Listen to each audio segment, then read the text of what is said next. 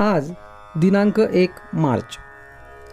आजच्या प्रवचनाचा विषय प्रापंचिक माणसाची स्थिती कशी असते.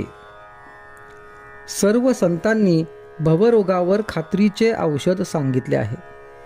सर्व संत आपापल्या परीने मोठेच आहेत, पण त्यातल्या त्यात समर्थांनी आपली जागा न सोडता विषयी लोकांचे चित्त कुठे गुंतलेले असते हे पाहिले आणि मगच रोगाचे निदान केले. आमचा मुख्य रोग संसार दुःखाचा असून तो सुखाचा आहे असे वाटते हा आहे. रोग कळून आला, पण औषध जर घेतले नाही तर तो बरा कसा होणार. रोग असेल तसे औषध द्यावे लागते. अजीर्णाने पोट दुखते ते भुकेने दुखते असे वाटून आम्ही अधिक खाऊ लागलो तर कसे चालेल. संसार ज्याला दुःखाचा वाटतो त्यालाच परमार्थ मार्गाचा उपयोग. एखादा दारू पिणारा मनुष्य दारूपायी आपले सर्वस्व घालवतो.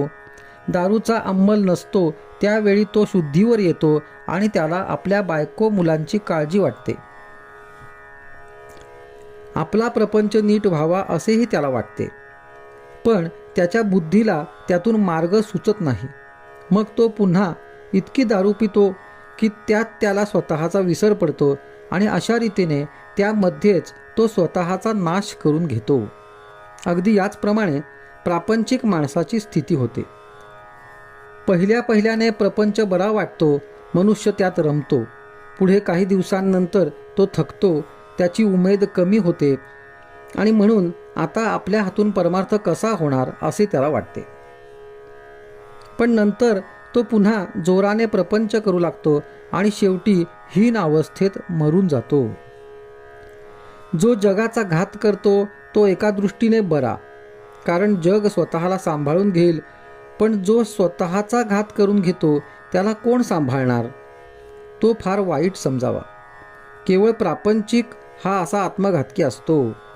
खोटे कळूनही त्यात सुख मानून तो राहतो आणि देवाने जे निर्माण केले ते माझ्या सुखाकरिताच केले असे समजून मरेपर्यंत त्यातच गुरफटून जातो.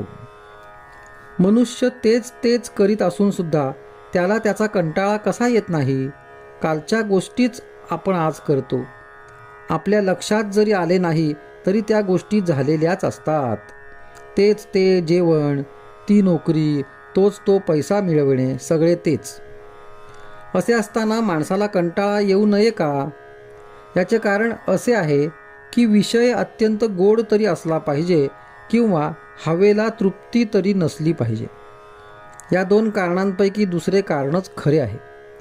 आपली हाव पुरी झाली नाही हेच खरे आहे. विषयामध्ये सुख आहे ही आपण कल्पना केली, त्याचा अनुभव अनेक वेळा घेतला, तरी अजून आपली कल्पना ही खरी की खोटी हे आपल्याला कळत नाही, हे मात्र और आहे. आजचा सुविचार. जो मनुष्य प्रपंचातला आपला अनुभव जमेस धरत नाही तो कशानेच शहाणा होत नाही.